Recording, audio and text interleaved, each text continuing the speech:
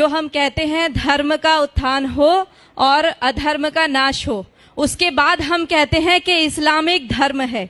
तो सबसे बड़ा तो अपने दिमाग से ये पर्दा हटा दीजिए कि इस्लाम कोई धर्म है।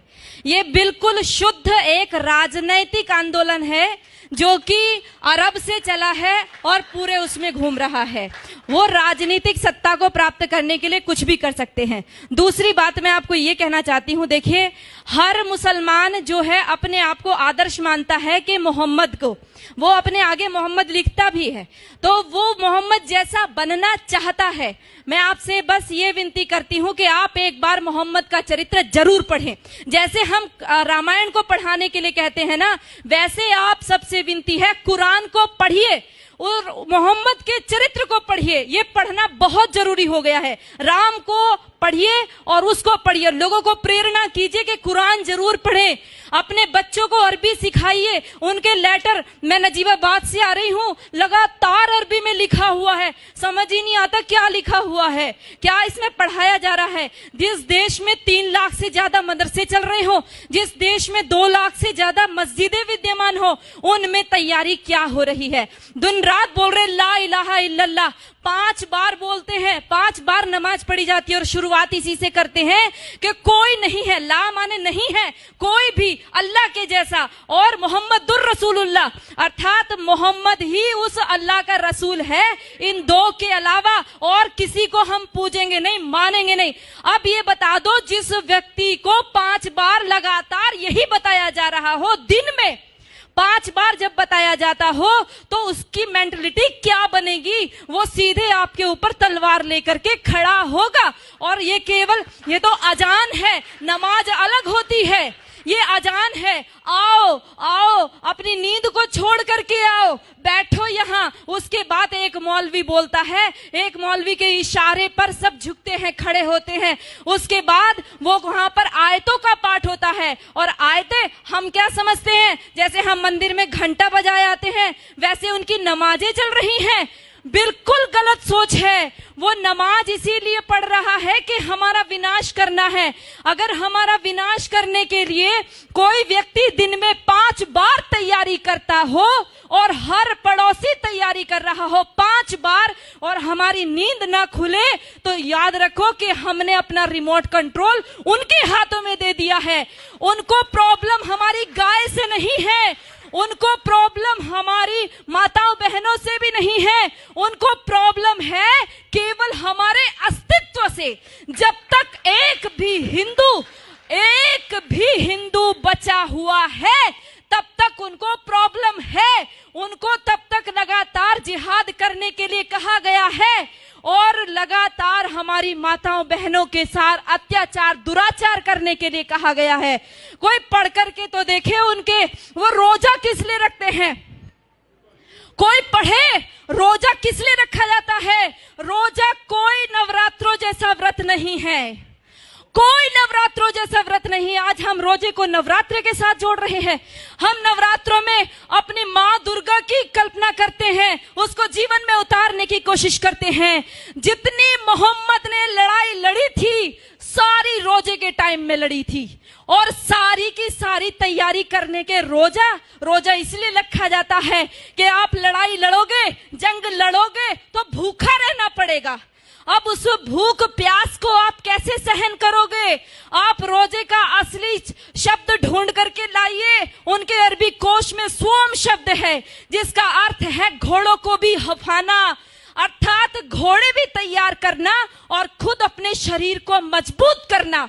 अगर उस रोजे की इफ्तार पार्टी में सारे के सारे हिंदू जाकर के बैठते हैं, आश्चर्य होता है जब लखनऊ के मंदिर के मठाधीश भी जाकर के रोजे की इफ्तार पार्टी मंदिर के अंदर कराते हैं, और हम सब लोग केवल फेसबुक पे 1-2 गुस्सा निकाल करके रह जाते हैं। मैं आप सबसे विनती करना चाहती हूँ, याद रखो इनके 5 स्तंभ, जिसमें कहा तौहीद, एक ही ईश्वर है, एक अल्लाह है, उसके अलावा हम किसी को मानते ही नहीं है। हम कहते सर्वधर्म संभाव। अरे लानत है हमारे ऊपर। 1400 साल से जिन लोगों ने केवल कत्लेआम मचाया हो, आज भी हम उनको धार्मिक कह रहे हैं। वो अल्लाह के अलावा और किसी को स्वीकार नहीं करेंगे। वो हर स्तर पर करेंगे। वो दाढ़ी रख करके भी करेंगे, वो पैंट शर्ट पहन के करेंगे, वो अरबी बोल करके करेंगे, वो हिंदी बोलेंगे, वो इंग्लिश बोलेंगे। लक्ष्य केवल एक उनका स्पष्ट है, वो है जब तक एक भी काफिर जिंदा है अल्लाह का काम रुकेगा नहीं। और जो लोग कहते हैं, जिन्होंने बोला रघुपति राघव राजा राम पतित पावन सीताराम, और अगली पंक्ति जोड़ दी ईश्वर अल्लाह तेरो नाम, लानत है हमारे ऊपर। हमने कभी पढ़ करके नहीं देखा अल्लाह कहते किसको है। हमने ईश्वर के बराबर अल्लाह को रख दिया।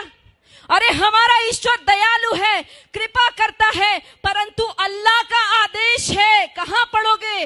कुरान पढ़ोगे। अल्लाह का साफ आदेश है, जो मेरे को नहीं मानता, जो जिब्राइल मिकाइल को नहीं मानता, जो मोहम्मद को नहीं मानता, वो काफिर है और काफिर वाजिबुल कत्ल है, वो कटने योग्य है। इतना ही नहीं कहा, जब रमजान का महीना खत्म हो जाए इनको घात लगा करके मारो। पढ़ो सूरा तौबा, पढ़ो सूरा अल बकरा, सारी की सारी कुरान की सारी ये आयतें पढ़ करके देखो, आपको साफ स्पष्ट पता चल जाएगा।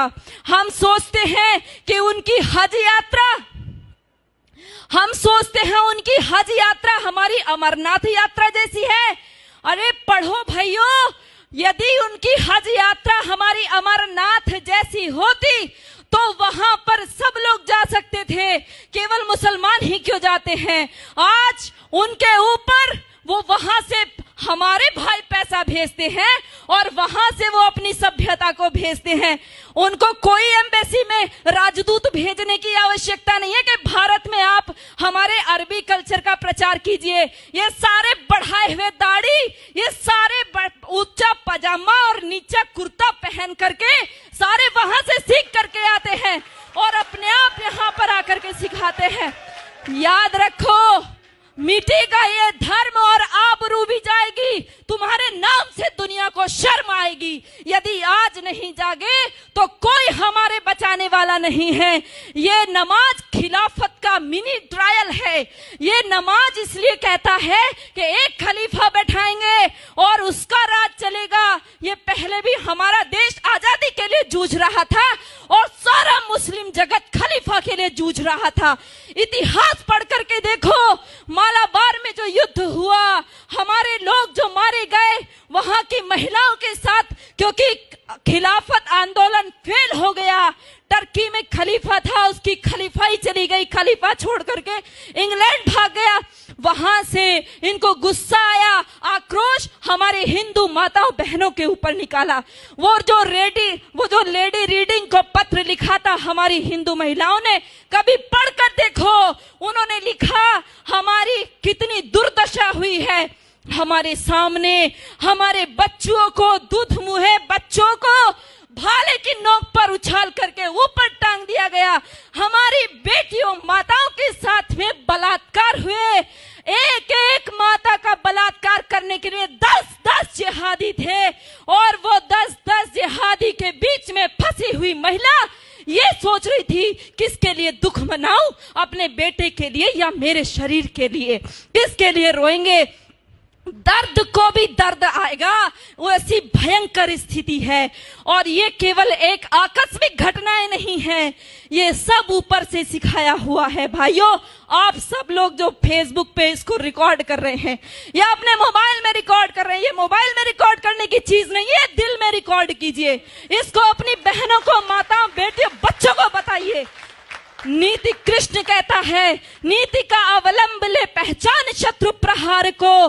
कृष्ण का आदेश सुन गुंजा दे गांडीव की टंकार को।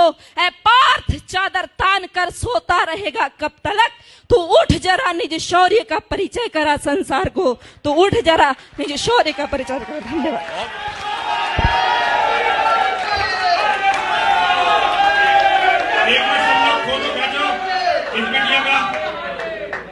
बेटा, ये हमारी माला जो है ये पूरी सोने की नहीं है, इसमें जितनी मिलावट हो सकती है उतनी मिलावट होती है। 1 तोले सोना इसमें होता है, बाकी मिलावट होती है। लेकिन हमें इसे बनवाने के लिए बड़ी मेहनत करनी पड़ती है। और यतीमा चेतनानंद सरस्वती जो तुम्हें अपने हाथ से इसे दे रही है ना, तुम जैसी बेटी जिस माँ ने पैदा की है ये उसका सौभाग्य है। पिता ने तुम्हें जन्म दिया है ये उसका सौभाग्य है। तुम्हारे जैसी बेटी होना ये किसी भी व्यक्ति के लिए इससे बड़ा सौभाग्य नहीं हो सकता। मैं तुम्हें नमन करता